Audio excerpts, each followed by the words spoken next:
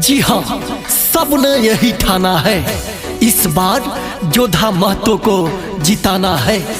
Gram panchayat राज भागवतपुर से मुखिया पद के उम्मीदवार जोधा महतो, जिनका चुनाव चिन्ह है कैमरा छाप, जो कि ABM के क्रमांक संख्या 9 पर अंकित है। कैमरा छाप जिंदाबाद जिंदाबाद जिंदाबाद, जोधा भैया जिंदाबाद जिंदाबाद जिंदाबाद। सुनिए चाचा चाची करी सपोर्ट जी, मिलजुल के सभे लोग देही ना वोट जी।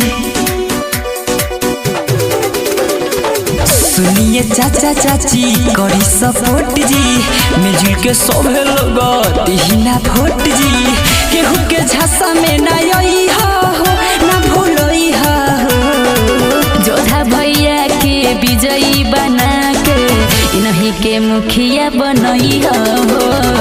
जोधा भैया के विजयी बना के इन्हीं के अब के जितई हो।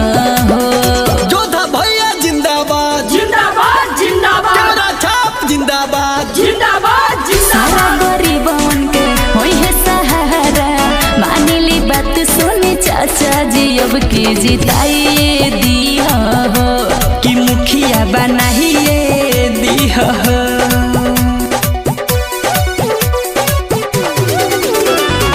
सारा गरीबन के होई है सहारा, मानिली बात सुनी चाचा जी अब के जिताइए दी हो। कि मुखिया बनाइए दी हो।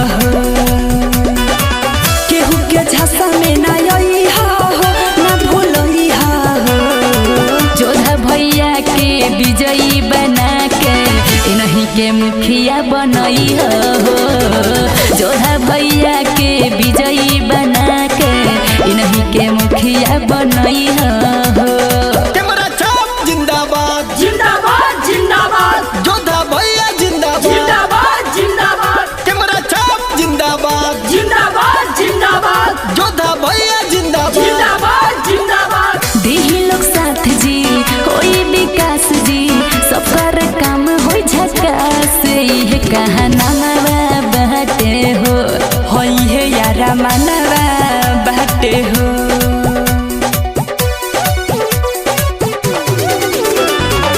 देही लोग साथ जी होई विकास जी, सबकर काम होई झकास, ये कहना बाटे हो। होई है यारा मनवा बाटे हो। केहू के झांसा में ना आई हो ना भूलई हो। जोधा भैया के विजयी बना के इन्हीं के मुखिया बनई हो। जोधा भैया के